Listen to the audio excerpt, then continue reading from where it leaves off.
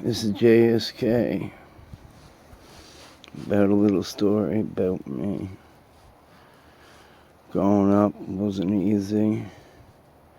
Having to see my dad do a lot of bad stuff to my mom hurt her. And I had to do stuff as a kid that I shouldn't have had to did. Kind of messes you up. And then I found out when I was a little kid I had ADD. And I always used to have like piles of thoughts just running through my head in a second. I could be like thinking about something, and then all of a sudden thinking about something else, and then one of my friends would be looking at me, and they'd be like, "Jared, you alright?" And I wouldn't have a clue what they said. And I'm not gonna lie,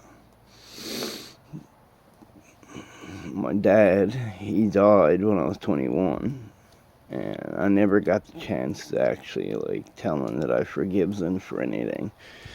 I was just always really mad at him, and I found out when I was 21 that he had bipolar too, but that still don't give him an excuse to do what he did.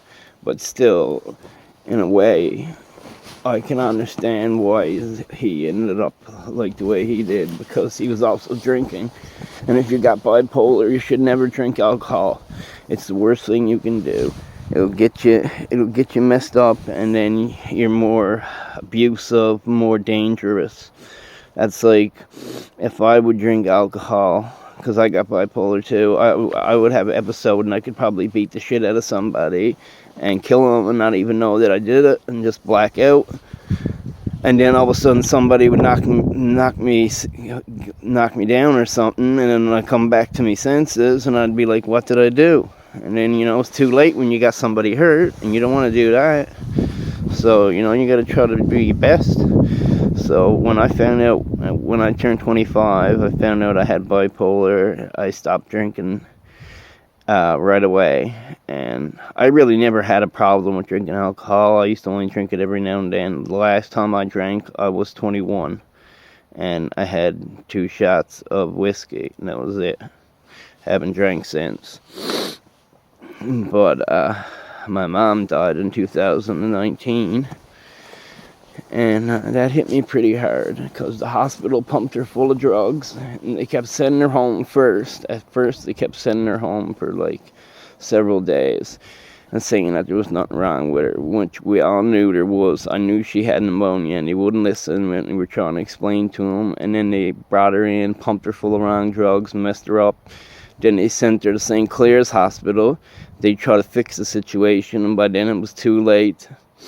And I went in St. John's Hospital to see my mom, and she reached up with her hand, and I did break down. I broke down in tears, and I started to cry. And I was just so hurting that day, and I was asking for God's help. And I felt like he let me down, but in the end, I know he didn't, so it's just, it's hard sometimes. And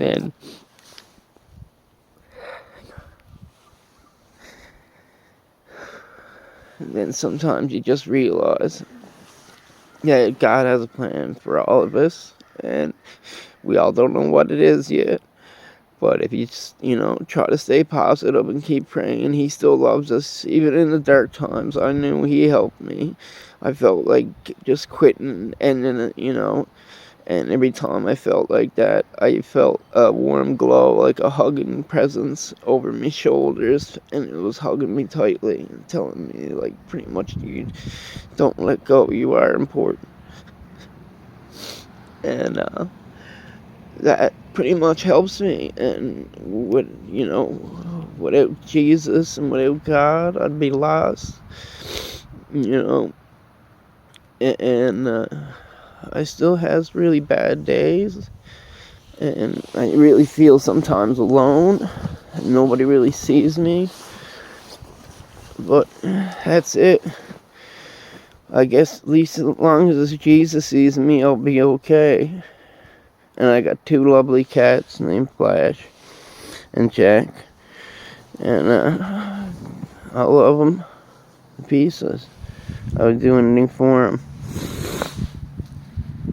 And I don't care if anybody watches this, really. I only make these videos for myself. So maybe someday when I'm hopefully a lot better, I can look back and say, look, this is what I went through.